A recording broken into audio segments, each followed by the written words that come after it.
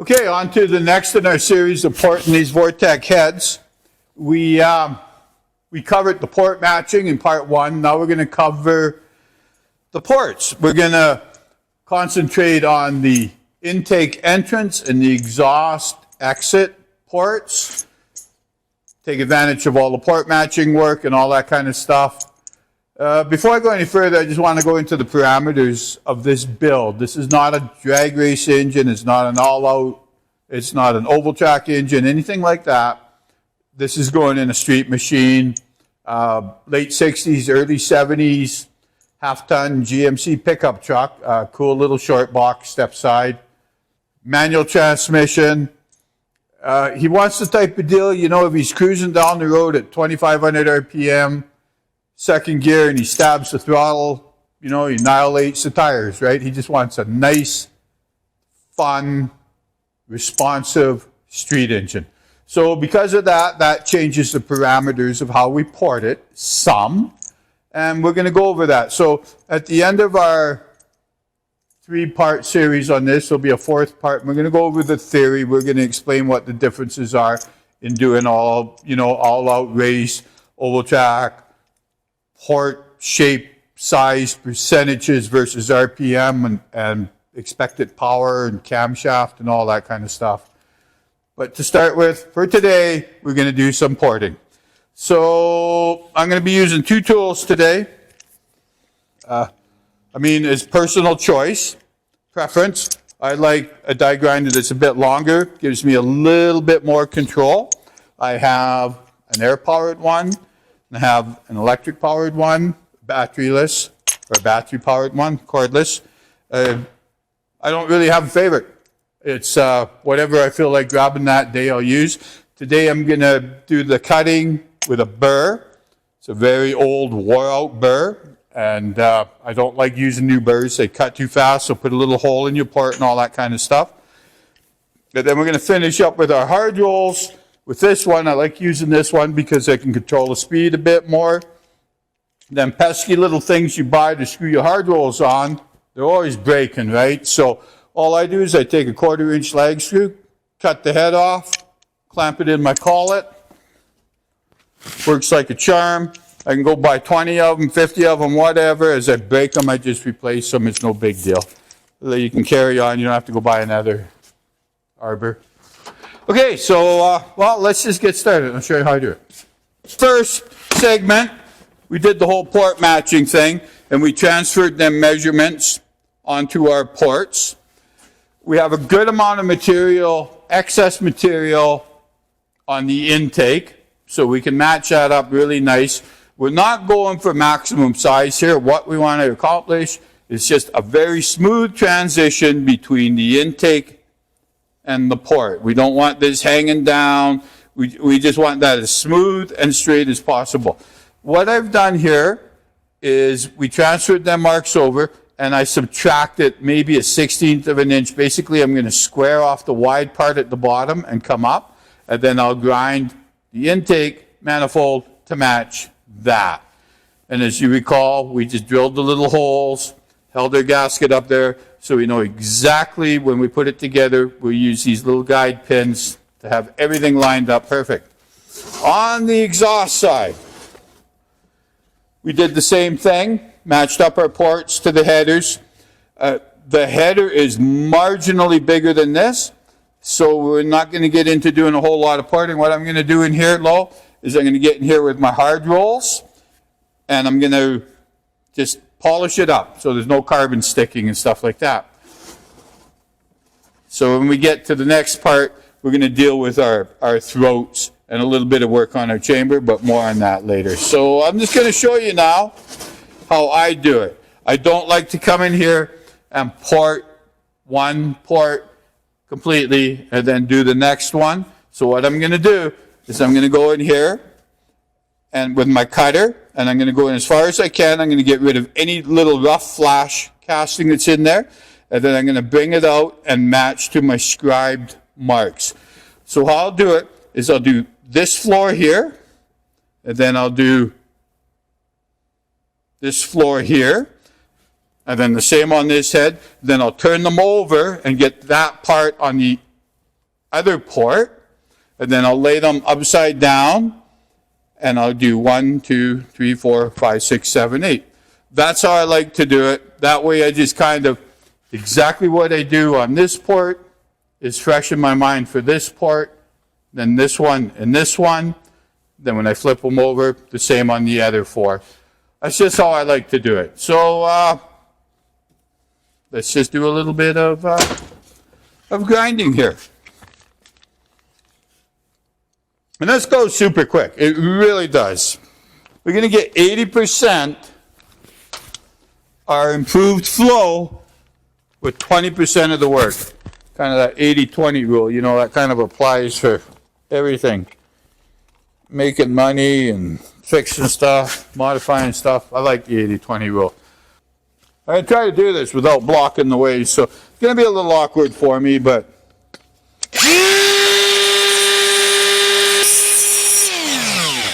so there I'm just taking out that ugly casting flash all the way as far as I can reach in there.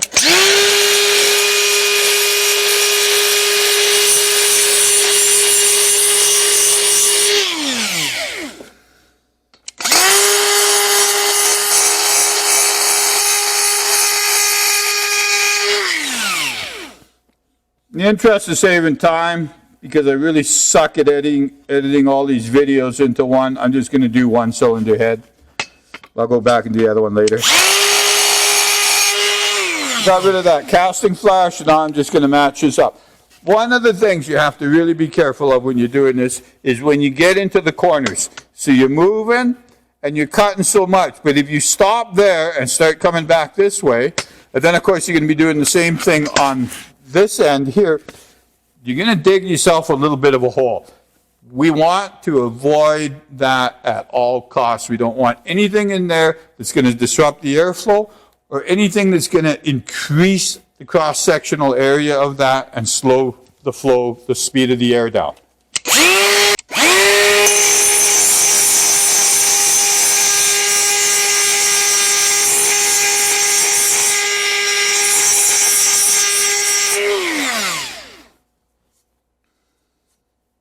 So then what I would do is I'd go do the same thing on the other head. I'll just do the other head later.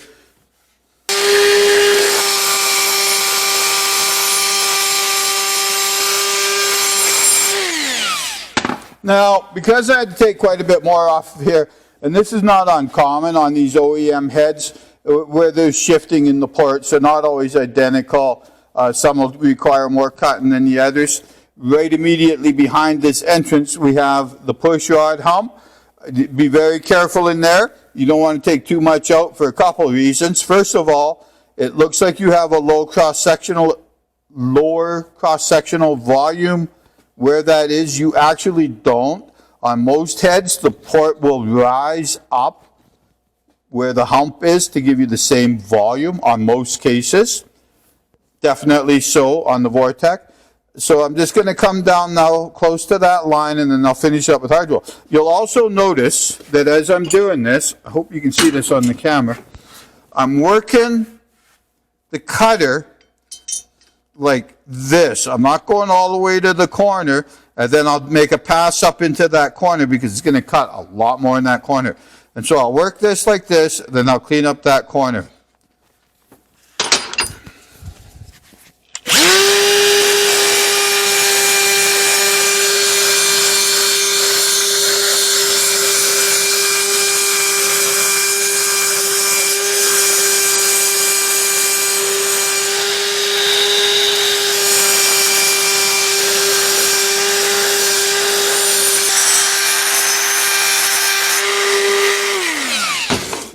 If it looks like I'm cutting a lot more off of this port and this port than I did this one and this one, you're correct, I am. When I turn this head over now and do this part, you'll see they'll be cutting more off of there. It's just where the push rod hump is required a little bit more.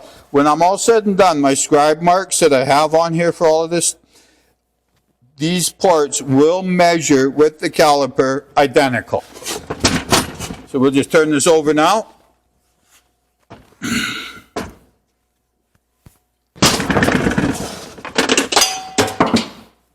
Oops. Okay.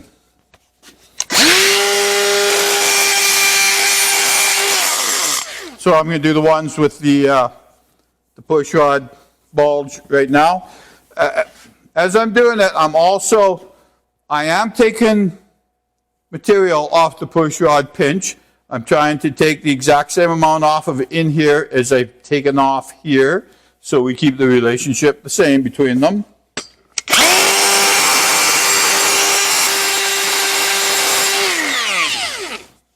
I can't think to tell you everything before I start, so I just tell you as I go along. I really prefer to use a cutter, as I mentioned earlier, a dull old one, but one that has a nice taper on it. Because if you're not careful and you're in here grinding in a certain area, and if you have a cutter, say like that, you could inadvertently be cutting a lot more off the back than you realize. So I like to have a nice tapered one.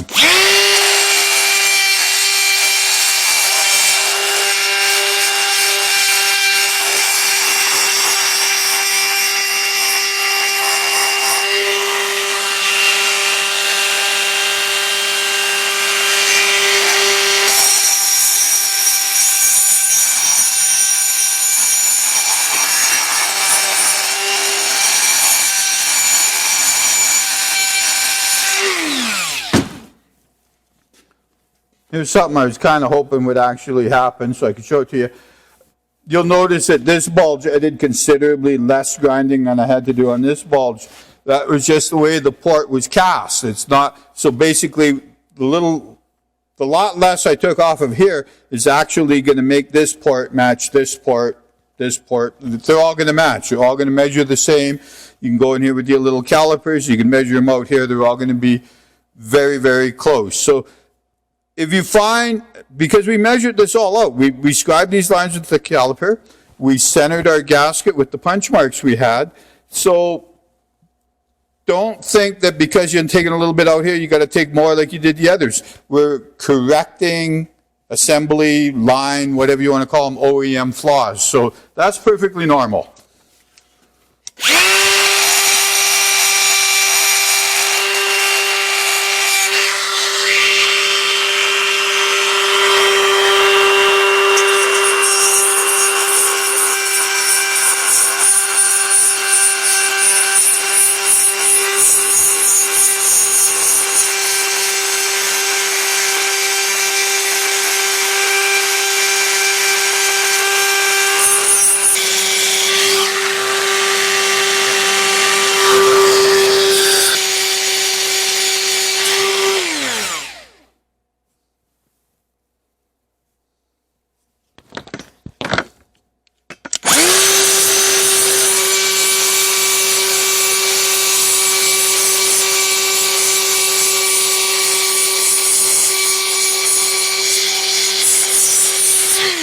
This one has a pretty nasty little misalignment in the casting molds, and so we have a pretty substantial ridge right there that I'm working out. Wasn't like that on any of the other ones.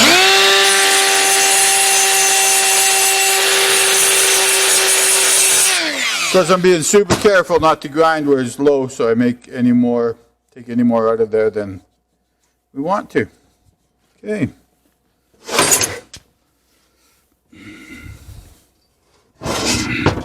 So now I'm going to move on to the floor of the port. Generally speaking, you hardly do anything on the floor. The air flows along the top. We're just going to clean it up. If there's any little roughness in there, we're going to get rid of it. Just make it easier for our coarse abrasive roll to texture it.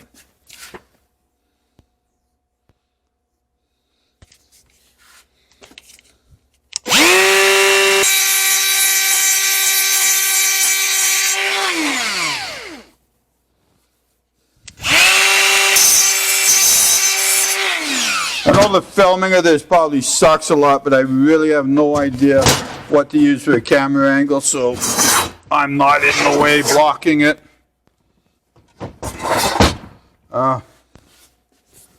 I'm going to do my best to get better at doing this whole filming and editing thing. I quite enjoy it.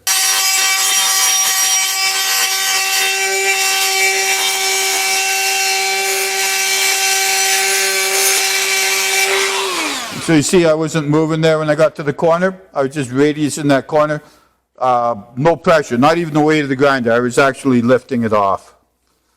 And then there's a little bit of a ramp here. So what they do is they make the port bigger at the roof here to make up for the pinch, keep the air velocity the same. I'm just smoothing that ramp out. On this one here, it's quite